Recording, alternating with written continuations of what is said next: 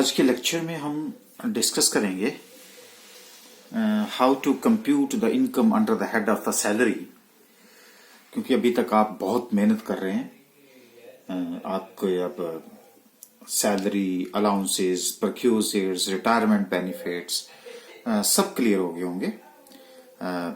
तो आज हम थोड़ा सा प्रैक्टिस करते हैं, एक तरह से शुरुआत करने की कोशिश करते हैं कि हम अल्टीमेटली जब हम एक न्यूमेरिकल करेंगे तो इसी बहाने हम जितना भी अभी तक हमने डिस्कस किया है, एक तो उसका हम रिव्यू कर लेंगे, उसका एक छोटा सा रिवीजन कर लेंगे हम यहाँ पे। ओके, तो यहाँ पे हमारे पास जो अभी तक हमने डिस्कस करी है, तो मैं इसको नाम दिया क्यों हमारा जो मेन फोकस होगा आज वो डिडक्शन पे होगा। लेकिन डिडक्शन के बहाने ही हम क्या कर लेंगे, आज जितना भी हमने डिस्कस किया है उसका हम एक तरह से रिवीजन कर देंगे और आप जितनी भी नॉलेज आपकी वो ब्रश अप हो जाएगी। तो let us start from this. और न्यूमेरिकल का भी हमारा प्रोसीजर यही होगा। तो सबसे पहले बेसिक सैलरी, आप जानते हैं कि how the calculation is to be made. Outer column में चला जाएगा आपका प्रीवियस ईयर है, 12 मंथ्स का है, 10 मंथ्स का है, तो जो भी है वो कैलकुलेशन करके हम यहाँ पे लिख देंगे। फिर हमारा फीस है, कमीशन है, डायरेक्टली हम यहाँ पे लिख देंगे। बोनस है, आपको पता है, स्टैट्यूटरी है, ग्रेशियस है, ऑन टर्नओवर है, क्या है वो हमारा अमाउंट यहाँ पे आ जाएगा। उसके बाद हमारे पास आ जाते हैं टैक्सेबल अलाउंसेस। तो टैक्सेबल अलाउंसेस में आपको हमने बताया था डीए, लेकिन डीए सब लेकिन जब हम सैलरी की कैलकुलेशन करते हैं कई जगह पे तो हम DA enter for service benefit, does not enter for service benefits, वो आते हैं आपने यहाँ पे, you have to taken into consideration. उसके बाद हमारा एचआरए को हम पहले इनर कॉलम में लिखते हैं, फिर हम उसके बाद हम एग्जम्पशन, और एग्जम्पशन के लिए कई बार हम यहां भी कर लेते हैं, ये वर्किंग कर लेते हैं। अब उस एग्जम्पशन के लिए हमने डिस्कस किया था जी, HRA actually received, rent paid और minus 10% of the salary, 50% of the salary in case of the Mumbai, Kolkata, Delhi, Chennai, और 40% of salary in any other city of the relevant period. और फिर उसके बाद विच एवर इज लेस, वो हमारी एग्जेम्प्टेड आती थी और एग्जेम्प्टेड को हम यहाँ पे लिखते हैं, और इसके बाद हम यहाँ पे जो रिजल्ट होगा वो आउटर कॉलम में ले जाएंगे। उसी तरह से हमारे पास चिल्ड्रन एजुकेशन अलाउंस है, लेस एग्जेम्प्टेड, हमने बात करी थी 100 rupees per month per child up to maximum of 2 children is exempted. तो वो हम यहाँ पे कैलकुलेट करके एग्जम्पशन यहाँ पे ले लेंगे। उसके बाद हमने डिस्कस किया था चिल्ड्रन हॉस्टल अलाउंस, क्या था जी, एग्जम्पशन कितनी थी, ₹300 per month per child up to maximum of 2 children was exempted. तो वो हम यहाँ पे एग्जम्प्ट करके जो रिजल्ट होगा वो आउटर कॉलम में ले जाएंगे। उसी तरह से हमारे पास ट्रांसपोर्ट अलाउंस था, तो ट्रांसपोर्ट अलाउंस कितना था जी, 3200 per month was exempted in case of blind, deaf and dumb, handicapped employ था, और बाकी in other case of the employ that was a fully taxable था। ओके, उसके बाद हमारे पास आता है एंटरटेनमेंट अलाउंस। इसको मैं जरा आपसे यहां पे मैंने इसको स्टार लगा दिया क्योंकि ये डिडक्शन की आइटम भी है।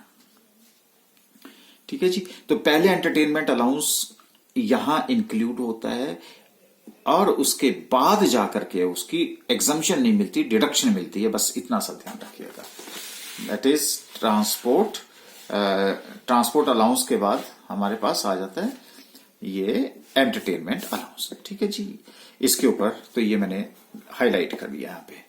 अदर अलाउंसेस, जैसे हमारे पास कौन कौन से अलाउंसेस थे, ओवर टाइम अलाउंस था, फिर हमारा city compensatory allowance, etcetera etcetera, जितने भी अलाउंसेस हमने डिस्कस करे थे वो यहाँ पे हमारे पास आ जाएंगे जो बच के। तो इस तरह से हमारे पास क्या है कि ये अलाउंसेस को हमने जस्ट एक ब्रश अप कर लिया आपको। अलाउंसेस के बाद हम चलते हैं परक्यूजिट्स के ऊपर। परक्यूजिट्स में हमारे पास क्या था, पहला valuation of rent free accommodation, और आपको पता है कि रेंट फ्री अकोमोडेशन में हमने क्या क्या डिस्कस किया था। If the accommodation is provided by the government to its employees, तो हमारे पास license fee determined by the government, less rate actually paid by the employer, उससे जितनी रिकवरी होती थी वो आ जाता था। When the accommodation is provided by any other employer, तो उस केस में if the accommodation is owned by the employer, तो जहां पे सिटीज हैविंग पॉपुलेशन 25 लाख से ऊपर थी 2001 सेंसस के अकॉर्डिंग, वहां 15% ऑफ सैलरी था, माइनस अगर कोई रेंट रिकवर कर रहे थे हम एम्प्लॉय का तो वो आ जाता। उसके बाद हमने डिस्कस किया था अगर 10 लाख से ज्यादा है, 25 लाख से कम है तो 10% ऑफ सैलरी था, और बाकी सिटीज में 7.5% था। अब अगर उसने लीज पे ले रखा है तो जितना रेंट पेड करते थे और 15% of salary which ever is less, और इसके बाद जो है जितना भी रेंट हम एम्प्लॉय से लेते थे वो हम वहां इस तरह से हम क्या करते थे, valuation of rent free accommodation करते थे। नेक्स्ट हमने डिस्कस किया था obligation of the employ discharge by the employer. बहुत डिटेल में हमने आपको डिस्कस किया था obligation of the employ met out by the employer. तो उसके अंडर हमने डिस्कस किए थे जैसे obligation of the employ discharged by the employer. हाँ, ये मैं आपसे डिस्कस कर रहा था जैसे प्रोफेशनल टैक्स है, क्योंकि ये डिडक्शन में आएगा इसलिए मैं आपसे बात कर रहा हूं। ठीक है जी, तो ये था हमारा professional tax which was paid by the employer. ठीक है, अच्छा, उसके बाद हमारे पास value of the use of motor car. तो मोटर कार के बारे में हमने बहुत सारी डिस्कशन करी थी कि अगर ये बिग कार है, स्मॉल कार है, शोफर है, बिना शोफर के है, 1800 रुपए पर मंथ था अगर वो पार्टली पर्सनल यूज के लिए है, और अगर उसके बाद अगर वो बड़ी कार है तो 1800 रुपए, छोटी कार है 1800 रुपए, बड़ी कार थी तो 2400 रुपए था। लेकिन अगर वो सिर्फ सारा खर्चा जो है एम्प्लॉयर मीट आउट करता है, कार उसकी अपनी है, तो अगर छोटी कार थी तो 600 था, बड़ी कार थी तो 900 रुपीज था। ठीक है जी, और उसके बाद अगर शॉफर प्रोवाइड किया गया था तो 900 पर मंथ जो है उसमें ऐड कर दिया जाता था। इस तरह से जो है हमने वहां पे जो है डिस्कशंस करी थी। आपको याद होगा कि क्या क्या हमने डिस्कस किया था। उसके बाद है मोटर कार के बाद एनी अदर प्रोक्यूजिट्स, और एनी अदर प्रोक्यूजिट्स में हमने डिस्कस किया था डोमेस्टिक सर्वेंट, जैसे provision of services of sweeper, gardener, watchman, gas, electricity और water supplied by the employer, जितने भी बिल्स थे, प्रोविजन ऑफ फ्री और कंसेशनल एजुकेशन फैसिलिटी थी, taxable only in case of ये स्पेसिफाइड एम्प्लॉय। ये जो थे ये सिर्फ किसके लिए थे, अगर ये स्पेसिफाइड एम्प्लॉय स्पेसिफाइड। हाँ, इसमें मैं एक बात आपसे डिस्कस करना भूल गया था कि where the education institution is maintained by the owner by the employer, तो वहां पे जो कॉस्ट ऑफ एजुकेशन है वो 1000 से ज्यादा नहीं होनी चाहिए। अगर 1000 से ज्यादा है तो टैक्सेबल होती है, अगर 1000 से कम है तो वो एग्जम्प्ट होती है। फिर हमने बात करी थी आपसे इंटरेस्ट फ्री और कंसेशनल लोन, और ये भी हमने डिटेल में डिस्कस किया था। 20,000 से ऊपर अगर हो तो फिर हम फर्स्ट डे एसबीआई के रेट्स लगाते थे रेलेवेंट प्रीवियस ईयर में, जितना भी मैक्सिमम आउटस्टैंडिंग मंथली बैलेंस होता था, तो वो भी हमने डिटेल में डिस्कस करी थी आपसे। Value of the gift as well as voucher, इसमें हमने डिस्कस किया था कि if the value of the gift voucher is below 5000 होगा तो कैश में नहीं होना चाहिए, then it there would be no perquisite, उससे ऊपर होगा तो होगा। अच्छा, यूज ऑफ मूवेबल एसेट्स की बात करी थी, याद होगा अगर आपको, जिसमें हमने लैपटॉप और कंप्यूटर्स की बात करी थी तो नील थी, और लैपटॉप और कंप्यूटर अदर देन लैपटॉप और कंप्यूटर्स हैं, और तो उस केस में हमने 10% पर एनम के बेस के ऊपर जो हमने इसको डिस्कस किया था। फिर हमने बात करी थी आपसे ट्रांसफर ऑफ मूवेबल एसेट्स, उसमें आपको कंप्यूटर एंड इलेक्ट्रॉनिक आइटम्स थी, उसमें हमने 50% नॉर्मल वियर एंड टियर यानी कि डेप्रिसिएशन चार्ज करते थे रिटर्न डाउन वैल्यू मेथड के ऊपर। अगर मोटर कार थी तो 20% था, और अगर कोई एनी अदर एसेट थी वहां तो हम 10% जो था वो, लेकिन फर्क यही था, यहाँ रिटर्न डाउन वैल्यू होता था, यहाँ पे 20% रिटर्न डाउन वैल्यू था, लेकिन 10% के केस में जो हम स्ट्रेट लाइन मेथड यूज करते थे। मुझे लगता है ये भी अब आपको याद हो गया होगा। अच्छा, उसके बाद हमने बात करी थी आपसे कि लीव ट्रेवल कंसेशन, तो लीव ट्रेवल कंसेशन एलटीसी की बातें करी थी, बाई एयर गए थे, बाई रोड गए थे, तो उस केस में भी हमने एग्जम्पशंस डिस्कस करी थी, वो आपने यहां से माइनस करके एक्सटर्नल फिगर में चले गए। फिर हमने बात करी थी आपसे ग्रेच्युटी की, तो अगर तो आप ग्रेचुटी जो है during the tenure of the employment लेते थे तो वो फुली टैक्सेबल होता था, लेकिन received at the time of the retirement और अदरवाइज था, तो उस केस में हमने आपसे डिस्कस किया था कि how the calculations of the gratuity is also made, detail discussion थी। फिर हमने उसको एग्जम्प्ट करके यहां से यहां लेके, फिर हमारे पास आता है uncommuted pension. Uncommuted pension normal pension, annuity जिसको बोलते हैं, विच इज फुली टैक्सेबल। अब मैंने टेक्निकल नाम लिख दिया यहाँ पे। फिर हमारे पास आता है कम्यूटेड पेंशन। कम्यूटेड पेंशन में हमने एग्जाम्पशंस लगाई थी। अगर आपके पास 1/2 ग्रेचुटी मिल रही है तो 1/3, और अगर ग्रेचुटी नहीं मिल रही है तो 1/2, वो आप एग्जम्प्ट करते थे। एग्जम्प्ट करने के बाद जितना पोर्शन एग्जम्प्ट हुआ, बाकी जो है वो टैक्सेबल हो जाता था। फिर हमने बात करी थी आपसे लीव एनकैशमेंट की। रिसीव ड्यूरिंग द एम्प्लॉयमेंट अगर लेते थे आप तो वो फुली टैक्सेबल है। Received at the time of retirement थी तो वहां पे भी हमने आपसे बात करी थी कि वो कितना अमाउंट जो है वो एग्जम्प्ट होता था। ये भी हमने आपसे डिटेल में डिस्कशन करी है रिटायरमेंट से रिलेटेड। बाकी जो है वो टैक्सेबल होता है। फिर हमने बात करी आपसे वॉलंटरी रिटायरमेंट कॉम्पनसेशन की। तो उसमें जैसे हमने कहा था कंपनसेशन रिसीव्ड है, रिसीवेबल है, 5 लाख रुपए स्टैच्यूटरी लिमिट 3। उसके बाद हमारे पास 3 months salary into completed year of service था। Last on salary and remaining months of the service left था। तो ये हमने वहां पे आपसे डिटेल में डिस्कस करने के बाद जो लेसर अमाउंट होता है उसको हम यहां से माइनस करते हैं, बाकी टैक्सेबल। ये भी आपका वर्किंग नोट बन सकता है, या यहाँ भी आप कैलकुलेशन करते हैं। अगर एग्जाम में क्वेश्चन में आप ज्यादा अगर नीट एंड क्लीन करना चाहते हैं तो वर्किंग में ले लीजिए, नहीं तो यहीं पे कर दीजिएगा। फिर हमने आपसे रिट्रेंचमेंट कंपनसेशन की बात करी थी। तो जो रिट्रेंचमेंट कंपनसेशन था उसमें से जो एग्जाम्पशन थी वो थी 3 बातें थी। वो compensation actually received 5 lakh rupees और 15 days average salary for the completed year of the service, लेकिन जिसमें हमने part thereof in excess of 6 months हम लेते थे। इस तरह से हमने ये एग्जाम्प्ट, हमने प्रोविडेंट फंड्स की बातें करी थी, लेकिन यहां पे उसमें से एक सिर्फ जो लमसम अमाउंट आप एनपीएस की बात करी थी, तो ये हमारे सेविंग्स में आएंगे। लेकिन एनपीएस का जब आप रिटायरमेंट का टाइम लेते हैं तो 60% आपको पता है कि हमारा टैक्सेबल होता है, और बाकी जो पेंशन है वो यहाँ पे आ जाती है हमारी uncommuted pension in the form of annuity, वो एज इट इज जो है वो टैक्सेबल होती है। तो इस तरह से हमारे पास जितने भी आउटर कॉलम में फिगर्स आ जाती हैं उनको जब हम ऐड करते हैं तो हमारे पास क्या आ जाएगा, ग्रॉस सैलरी आ जाएगी। अब ग्रॉस सैलरी के बाद आज का हमारा जो टॉपिक था वो टॉपिक था हमारा डिडक्शंस के ऊपर। तो उसमें से हम क्या करेंगे, डिडक्शंस करेंगे अंडर सेक्शन 16, जो इंटरनल डिडक्शंस हमारी कह सकता हूं मैं। पहली डिडक्शन होगी हमारी स्टैंडर्ड डिडक्शन, ये ध्यान रखिएगा। Standard deduction under section 16 subsection 1A के अंडर ऐड की है, पहले 1 के अंदर होती थी। ये 2020 असेसमेंट ईयर 2021 में इसका लिमिट है 50,000 रुपीज और amount of the salary which ever is lower. अब मान लीजिए किसी की सैलरी अगर 50,000 से कम ही है तो 50,000 से लेस करके जो नेगेटिव नहीं हो जाएगी।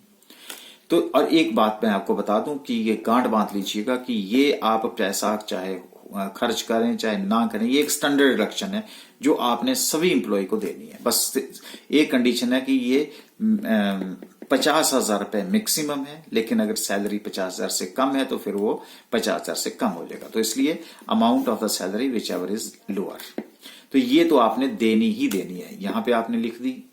उसके बाद दूसरी आ जाती है हमारी entertainment allowance, under section 16 sub section 2 के अंडर होती है।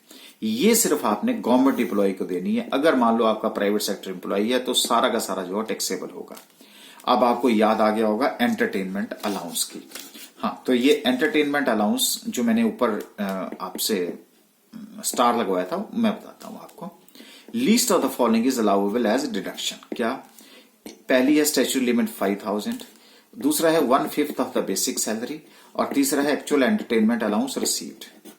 इन तीनों में से जो लेसर फिगर होगी वो उसकी आपने क्या देनी है, डिडक्शन देनी है। तो क्या हुआ जी, एंटरटेनमेंट अलाउंस।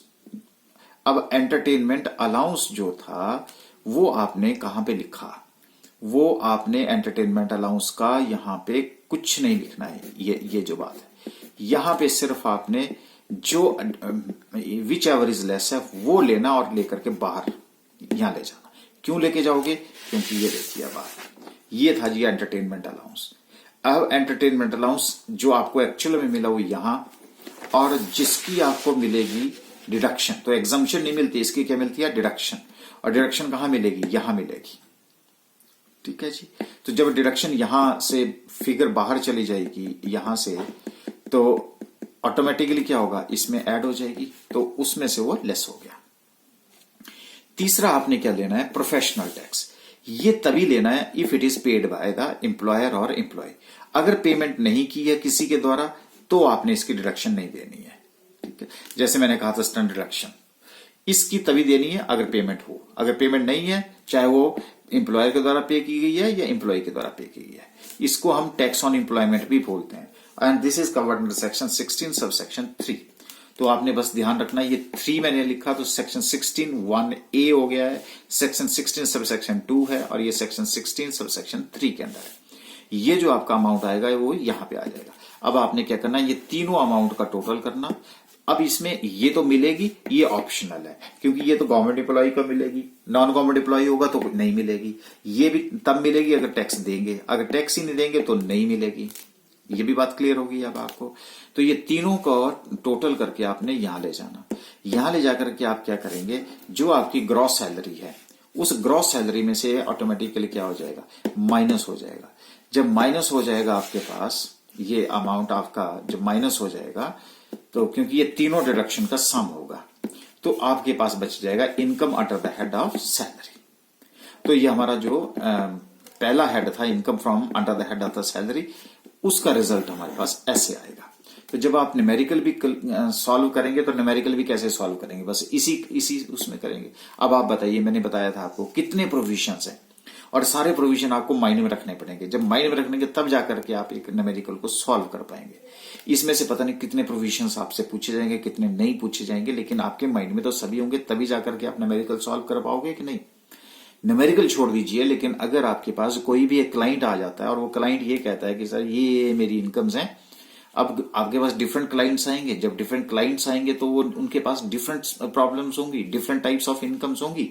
तो जब तक आपके माइंड में ये पूरा जो परफॉर्मा है आपके माइंड में, यानी कि पूरा चैप्टर के जो प्रोविजंस हैं, रूल्स हैं, रेगुलेशंस हैं, सेक्शंस हैं, ये आपके माइंड में नहीं होंगे, तब तक आप क्लाइंट को डील नहीं कर सकते। ये तो अल्टीमेटली क्या हुआ? ग्रॉस सैलरी में से डिडक्शंस में आपने माइनस करी, और ये आपके पास क्या आ गई? Income under the head of salary आ गई। तो अब इसके बाद हम क्या करेंगे? अब हमारे पास वैसे तो ये एटीसी जो है वो ग्रॉस टोटल इनकम में से लेस होता है, लेकिन कई बार आपको न्यूमेरिकल में वहां पे सिर्फ सैलरी का ही हेड होता है और वहां से कोई भी अदर इनकम नहीं होती, तो यही ग्रॉस सैलरी जो है आपकी क्या बन जाती है? यही आपकी जीटीआई बन जाती है, ग्रॉस टोटल इनकम बन जाती है। ठीक है जी। जब ग्रॉस टोटल इनकम बनती है तो उसमें एक सेक्शन आती है 80C की, जो सारी की सारी किससे रिलेटेड है? सेविंग्स से रिलेटेड है। और यहां पर आपको पता है कि सारे इंप्लॉइज क्या करते हैं? सेविंग्स करते हैं। अगर वो सेविंग करते हैं तो सेविंग का फायदा मिलता है, तो उस ग्रॉस टोटल इनकम में से, यानी कि सैलरी की इनकम में से जितनी आप सेविंग करेंगे वो क्या हो जाएंगी? वो यहां पे माइनस हो जाएंगी इसमें से। और जब माइनस हो जाएंगी तो आपके पास क्या बच जाएगी? Total income. Total income means taxable income. Taxable income, अब मान लीजिए कि आपके पास 5 लाख रुपए की जीटीआई आती है, 1 लाख रुपए आपने सेविंग कर रखी है, तो आपके पास कितना हो गया? 4 लाख रुपए के ऊपर टैक्स देना पड़ेगा, ना कि 5 लाख के ऊपर देना पड़ेगा। तो बताइए अब एटीसी आपको पढ़नी चाहिए कि नहीं चाहिए? बिल्कुल पढ़नी चाहिए, क्योंकि ये आप कैसे क्लाइंट को बोलोगे कि भाई अगर आपने टैक्स बचाना है तो आप सेविंग करिए, लेकिन अब सेविंग ऐसा नहीं है कि आप जाकर के जो है वो एक दाल के डिब्बे में छिपा दिया 100 का नोट, जी मैंने सेविंग कर लिया। नहीं, तो एटीसी में क्या क्या प्रोविजंस है इनकम टैक्स एक्ट के अंदर, कहां कहां आप सेविंग कर सकते हैं और कितनी आपकी सेविंग के ऊपर जो है वो आप टैक्स बचा सकते हैं, तो ये आप क्लाइंट को सजेस्ट करेंगे। तभी आप जब क्लाइंट को आप ये चीज सजेस्ट करेंगे तभी आपके पास आएगा कि हाँ आपने मेरा जो है वो इनकम टैक्स बचा दिया। बात क्लियर है जी। तो इसी तरह से अब जब से प्रोविडेंट फंड्स हैं वो भी एटीसी में है, एलआईसी है वो भी एटीसी में। तो ये कौन कौन सी है और कितना अमाउंट का जो आपको सेविंग कितनी करोगे और कितना अमाउंट का आपको एक तरह से इनकम टैक्स में फायदा होगा, ये सारी बातें अब हम नेक्स्ट लेक्चर में पढ़ेंगे, जिसको हम बोलेंगे सेविंग का अंडर सेक्शन 80C। और फिर जाकर के हम कुछ एक जो है इस कंसेप्ट की एप्लीकेशन करेंगे, एक दो क्वेश्चंस करके आपको पूरा बताएंगे कि अब वैसे तो आपको तैयार कर दिया हमने कि क्वेश्चन कैसे करना होता है, लेकिन फिर भी आपके साथ जो है उसको शेयर करेंगे कि क्वेश्चन जो है वो कैसे सॉल्व करते हैं। आई होप कि अब आपको ये परफॉर्मा जो है वो एक तरह से आपके माइंड में चला गया होगा। तो basic salary, commission, bonus, taxable allowances, और टैक्सेबल अलाउंसेस के बाद आपके परक्यूजर्स के बाद आपके पास लीव ट्रैवल कंसेशन, ये आपके रिटायरमेंट बेनिफिट्स आ गए। ये सारे के सारे देखिए रिटायरमेंट बेनिफिट्स, और जिसको हम profit in lieu of salary बोलते थे। और फिर ये आपके इनका सबका टोटल ग्रॉस सैलरी आ गया। ग्रॉस सैलरी में से आप डिडक्शन देंगे अंडर सेक्शन 16, और ये जब 16 के अंडर आ जाएंगे तो आपके पास आ जाएगा income under the head of salary. और सैलरी में से अगर आपने सेविंग करी तो 80C के अंडर जो है आपको इतना अमाउंट आपसा लेस कर दिया जाएगा, और बाकी के ऊपर आपको इनकम टैक्स के रेट्स लगा करके आपकी टैक्स लायबिलिटी कैलकुलेट कर दी जाएगी। So deduction under section 80C out of the gross total income. लेकिन यहां पे अभी तक हमारे पास जो ग्रॉस टोटल इनकम है जिसमें कि 5 हेड्स आते हैं, लेकिन अभी तक हमारे हेड में जो है सिर्फ सैलरी आ रही है, income under the head of salary. देखिए यहां पे आप कहते हैं कि अगर किसी कंट्री में अगर लोग ज्यादा सेविंग्स करते हैं तो वो उसको इन्वेस्ट करते हैं। अगर इन्वेस्ट करते हैं तो उससे कैपिटल फॉर्मेशन होती है। अगर वो कैपिटल फॉर्मेशन होती है तो उससे प्रोडक्शन होती है, इंक्रीज इन प्रोडक्शन होती है। और जब इंक्रीज इन प्रोडक्शन होती है तो इंक्रीज इन रेवेन्यू होता है।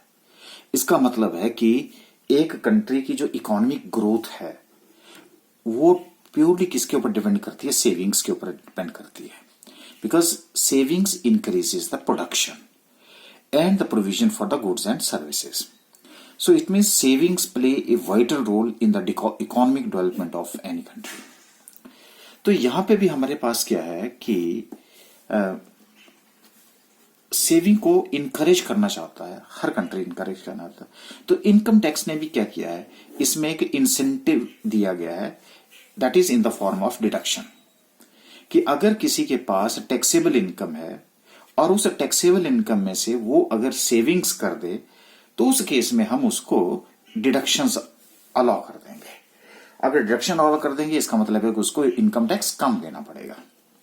तो इसलिए just to channelize this savings, various schemes has been framed, and if the assessee deposited those savings in approved saving schemes, तो यहां पे सिंपल सी बात ये हो गई कि अगर कोई भी assessee जो हम अप्रूव्ड सेविंग्स इनकम टैक्स के द्वारा अप्रूव्ड सेविंग्स के अंदर अगर पैसे को इन्वेस्ट करता है तो नेचुरली इन्वेस्ट में तो ऑटोमेटिकली वो कैपिटल फॉर्मेशन के लिए है, जिसकी वजह से प्रोडक्शन और रेवेन्यू जनरेशन और इकोनॉमिक ग्रोथ कंट्री की डिपेंड करती है।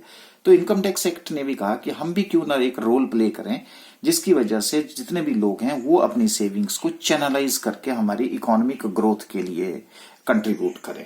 तो इसलिए यहां पे भी हमारे पास कुछ एक ऐसी स्कीम्स हैं जो कि अप्रूव्ड की गई हैं इनकम टैक्स एक्ट के द्वारा, और तो उनके ऊपर जो है आपको डिडक्शन मिलेगी। किसके अंडर? सबसे पहले क्वेश्चन आ जाता कि who is an eligible assessee. देखिए अंडर सेक्शन 80C की हम बात कर रहे हैं, तो इंडिविजुअल को भी मिलेगी और हिंदू अनडिवाइड फैमिली, यहां पे 2 ही असेसी एलिजिबल है जिनको ये डिडक्शन मिलेगी। ओके, लेकिन ये डिडक्शन अब सेविंग्स आप कर दीजिएगा, लेकिन इनकम टैक्स की कई बार रिस्ट्रिक्शंस लगती हैं। जब रिस्ट्रिक्शन लगती हैं तो कितना अमाउंट जो है उसमें क्वालिफाई करता है, इसलिए उसको हम क्वालिफाइंग अमाउंट बोलते हैं। That is to be known here as qualifying amount for deduction under section 80C। अच्छा, अब मान लीजिए कि आपका जो प्रीवियस ईयर है 2020 या 1920 है, तो आपकी जो सेविंग्स है ना वो 1 अप्रैल 2019 से लेकर के 31 मार्च 2020 के बीच में होनी चाहिए, या 31 मार्च हो, 1 अप्रैल हो, लेकिन उसके बाद नहीं होनी चाहिए, तब आपका अमाउंट जो है क्वालिफाई नहीं करेगा। तो इसलिए first condition is deduction under section 80C allowed only if amount has been actually deposited up to 31 of March. ये मैंने आपसे बात करी। अच्छा, whatever is the sum paid और deposited subject to maximum of ₹1,50,000। एक साल में एक एसएससी या इंडिविजुअल हिंदू अनडिवाइडेड फैमिली को 80C के अंदर जो डिडक्शन मिलेगी वो 1,50,000 पे मिलेगी। लेकिन इससे पहले कि हम और बात करें, सबसे पहले हम बात करेंगे कि what are the eligible approved saving schemes जिसके अंदर आपको 80C का बेनिफिट मिलता है। तो यहीं पे अब आपके पास क्लाइंट आएगा और क्लाइंट को आप बता सकते हैं कि अगर आप टैक्स सेव करना चाहते हैं तो आप इस सेविंग्स में आप पैसा सेव कर लीजिएगा, यहां इन्वेस्ट कर दीजिए तो आपका इनकम टैक्स बच जाएगा। तो वो कौन कौन सी सेविंग्स हैं, चलिए हम उसको डिस्कस करते हैं। तो ये हमारे पास है एलिजिबल पेमेंट, ये है हमारा qualifying amount under section 80C individual के लिए और हिंदू अनडिवाइडेड फैमिली के लिए। सबसे पहले बात आती है लाइफ इंश्योरेंस प्रीमियम। जब कोई भी पर्सन अपना इंश्योरेंस करवाता है या अपने फैमिली का या किसी मेंबर का जो है फैमिली मेंबर का इंश्योरेंस करवाता है, तो इंश्योरेंस में जो प्रीमियम का अमाउंट पे करता है वो प्रीमियम का अमाउंट जो है वो एलिजिबल है, जिसके अंदर आपको 80C के अंदर डिडक्शन मिल सकती है। मान लीजिए अगर आपका कोई क्लाइंट है वो कहता है कि जो मुझे टैक्स सेव करना है, तो आप सबसे पहले पूछेंगे इंश्योरेंस करवाई है आपने, अगर नहीं है तो आप प्रीमियम करिए और उसके ऊपर जो है आपको 80C के अंदर डिडक्शन मिल जाएगी। लेकिन प्रीमियम पेड फॉर हिमसेल्फ, अपने लिए, अब आपने ये न्यूमेरिकल में आपको ये बार बार जो है वहां जो की पॉइंट्स हैं वो मैं आपको बता रहा हूं। अपने पॉइंट स्पाउस, अगर हस्बैंड तो वाइफ के नाम भी खरीद सकता है या बच्चों के नाम भी खरीद सकता है। इनके नाम भी अगर खरीदे और चाहे इंश्योरेंस प्रीमियम कौन दे रहा है, एम्प्लॉय पे कर रहा है, तो उस केस में भी डिडक्शन मिल जाएगी। लेकिन 3 कंडीशन, आपको मैं एक और बात बताता हूं। अगर आपने इंश्योरेंस की पॉलिसी 1 अप्रैल 2012 से पहले रिसीव की है तो जितना सम एश्योर्ड होगा उसका 20% एक्चुअल अमाउंट और 20% of the sum assured whichever is less would be only allowed as a qualifying amount. क्या मतलब हुआ, देखो मान लीजिए कि आपने 2 लाख रुपए की इंश्योरेंस करवाई। अब एक साल में मान लीजिए कि आपने 18,000 रुपए प्रीमियम दिया, तो बताइए 20% कितना हुआ जी, 40,000। तो 18,000 और 40,000 विच एवर इज लेस, इसका मतलब 18,000 रुपए। ठीक है जी। मान लीजिए कि अगर आपने 50,000 रुपए दिया तो क्या होगा जी, 50,000 और 40,000 विच एवर इज लेस, तो सिर्फ अलाउ कितना होगा जी, 40,000। ये किस स्कीम के लिए है, आपने न्यूमेरिकल में देखना है। अगर आपने इंश्योरेंस पॉलिसी 1 अप्रैल 2012 से पहले की, अगर आपके पास पॉलिसी इशू हुई है, अगर 2012 के बाद की है तो एक्चुअल और 10% ऑफ द सम एश्योर्ड। तो अगर 10% मैं यहां लगाऊं तो देखिए 18,000 और 10% कितना हो गया, 20,000 रुपए। इसका मतलब यहां पे कितना मिलेगा, 18,000 रुपए बिल्कुल अलाउ होगा।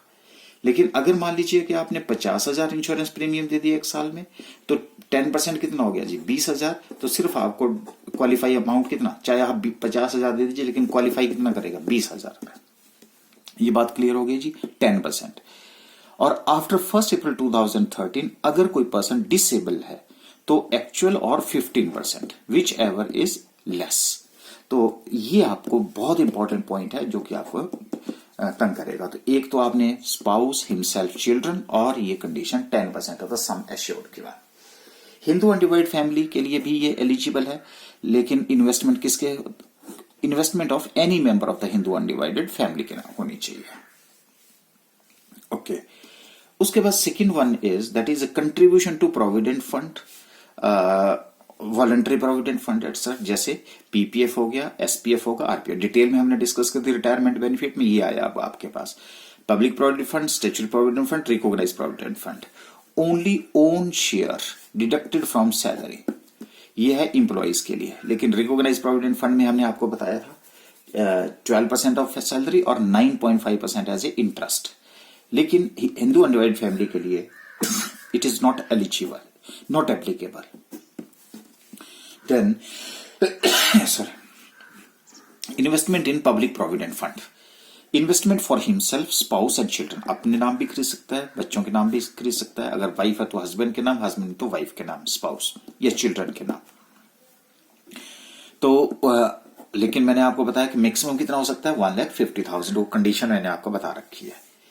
Then investment in 5 year tax saving deposit in bank post office, देखिए अगर आप एफडी करवाते हैं तो एफडी अगर 5 साल के लिए करवाते हैं तो 5 साल वाली जो एफडी है that is also eligible for deduction under section 80C।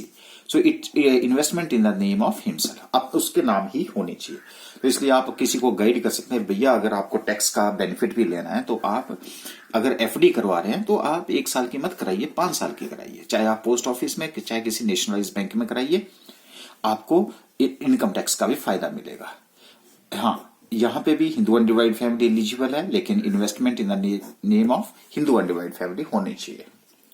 Okay, after that है इन्वेस्टमेंट इन नेशनल सेविंग सर्टिफिकेट, एनएससी जो है किसान विकास पत्र, नेशनल सेविंग सर्टिफिकेट्स, ये आपको पोस्ट ऑफिस में मिलते हैं, ठीक है जी।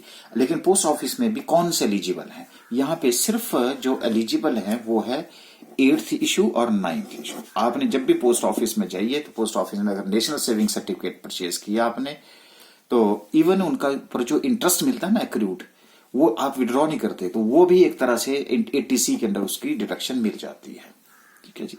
तो कौन सा 8th issue and 9th issue, ये यहाँ नॉट एप्लीकेबल है। Then repayment of housing loan, ये बहुत इंपॉर्टेंट है, आपको इनकम फ्रॉम हाउस प्रॉपर्टी के चैप्टर में भी आपको तंग करेगा। अब आपने मान लीजिए कि एक घर बनाने के लिए लोन ले रखा है, जैसे मान लीजिए कि 10 लाख रुपए का लोन ले रखा है, अब आपने रीपेमेंट शुरू कर दी, मान लीजिए कि 1 साल में आपने 1,20,000 रुपए रीपे किया, लेकिन उसमें से 1 लाख रुपए आपका प्रिंसिपल अमाउंट है, 20,000 आपका इंटरेस्ट है, तो सिर्फ यहाँ 1 लाख रुपए जो प्रिंसिपल अमाउंट होगा वो एलिजिबल है। 20,000 की कंडीशन जो है वो मैं आगे बात करूंगा आपसे इनकम फ्रॉम हाउस प्रॉपर्टी में। तो यहां सिर्फ कौन सा प्रिंसिपल अमाउंट, लेकिन property in the name of individual, loan taken from the financial, ये नहीं फ्रेंड से दोस्त से लोन ले लिया और उसके ऊपर उसका प्रिंसिपल नहीं, उसमें आपने जो बैंक्स हैं, फाइनेंशियल इंस्टीट्यूशन है, अपना गवर्नमेंट है, सेंट्रल गवर्नमेंट है, स्टेट गवर्नमेंट है, उससे लोन लेना होना चाहिए और अपना घर बनाने के लिए लिया होना चाहिए। और घर बना करके जब आप पेमेंट कर रहे हैं तो रीपेमेंट के टाइम में आपके द्वारा जो प्रिंसिपल का अमाउंट है वो आपका एलिजिबल है डिडक्शन के लिए।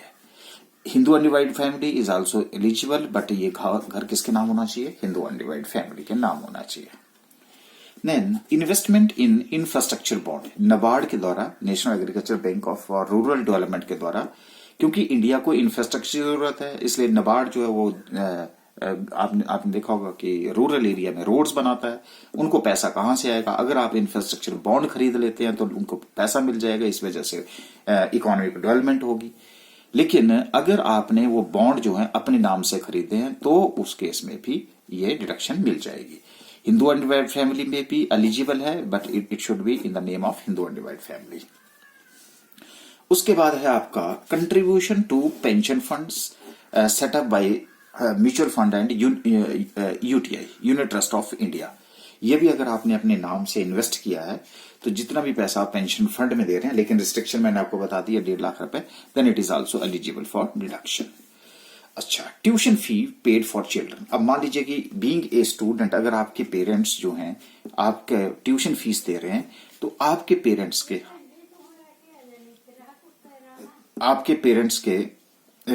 के यहाँ पे भी जो ट्यूशन फी आप देते हैं वो भी एलिजिबल है डिडक्शन के लिए अंडर सेक्शन 80C में।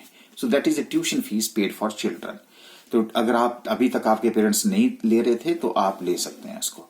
सो tuition fee paid for maximum 2 children, 2 बच्चों से ज्यादा नहीं मिलेगा, but it is not applicable in case of Hindu undivided family.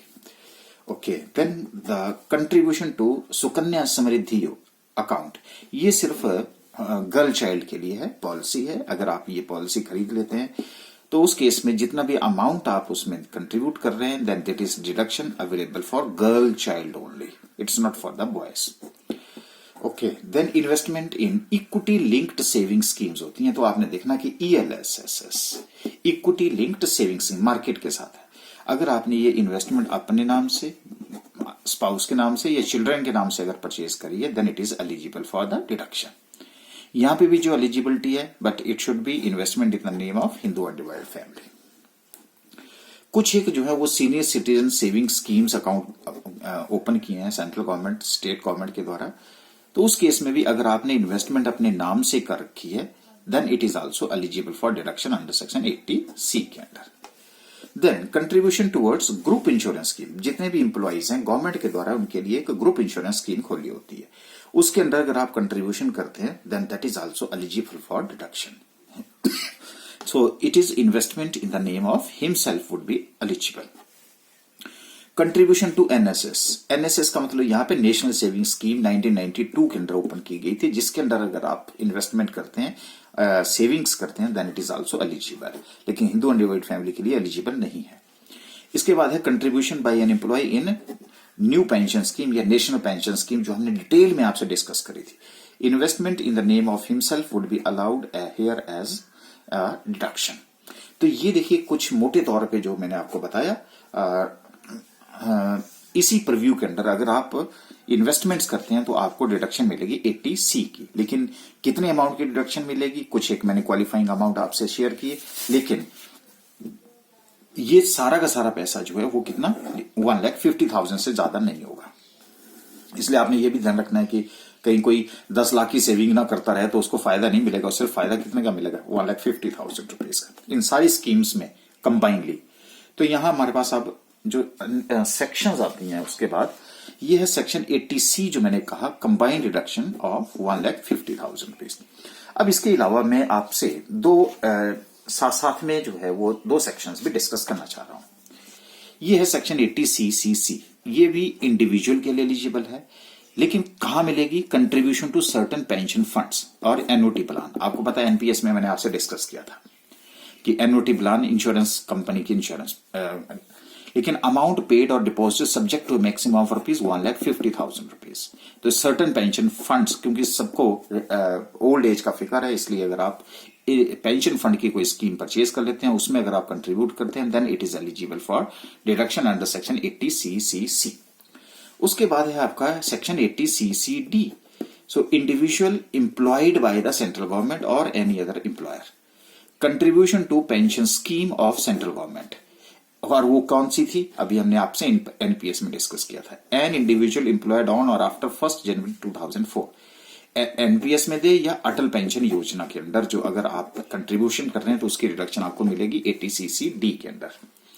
लेकिन अगर आप एम्प्लॉइज कंट्रीब्यूशन, आपको बताया था मैंने वहां भी 10% ऑफ सैलरी, और अगर इंडिविजुअल है जो एम्प्लॉय नहीं है तो 20% ऑफ ग्रॉस टोटल इनकम के क्वालिफाई अमाउंट करता है, उससे ज्यादा होगा तो वो नहीं मिलेगा।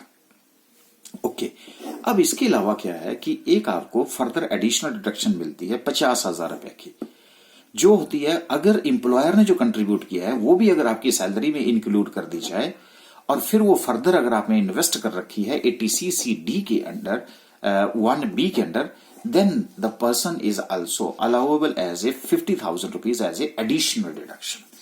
ठीक है जी। तो अब मेरे पास क्या आ गया जी, सेक्शन 80C का भी नॉलेज हो गया आपको, 80CD का भी हो गया, और 80CD 1B का भी नॉलेज है। कंबाइंड डिडक्शन 1,50,000, लेकिन मैंने आपसे कहा कि एडिशनल डिडक्शन ऑफ 50,000 रुपीज अगर आप एनपीएस के अंदर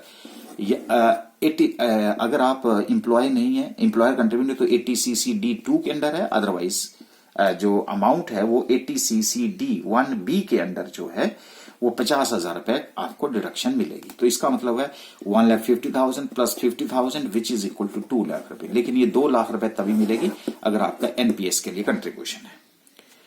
तो it means this amount is only to be allowed if only when SSC invest in specified schemes, और वो स्पेसिफाइड स्कीम्स क्या थी वो मैंने मोटे तौर के ऊपर आपको डिस्कस कर दी। ये सारी बातें अब हमने आपसे शेयर कर दी हैं कि what are the different qualifying amounts which would qualify for the reduction under section 80C। So this is only in case of an individual and Hindu undivided family. तो ये मैंने आपसे eligible SSC, individual Hindu undivided family, qualifying amount for 80C, deduction 80C कब होगा, जब ये सारी investments आप इसके अंदर करेंगे, और कितना होगा 1,50,000 एडिशनल 50,000, और टोटल जो है 2 लाख रुपए ही आपको एक प्रीवियस ईयर में डिडक्शन मिलेगी। तो इस तरह से अब हमारा जो सैलरी का चैप्टर है वो खत्म होता है। अब हम कुछ एक इसकी एप्लीकेशन करेंगे और एप्लीकेशन करके बाद इसको वाइंड अप करेंगे।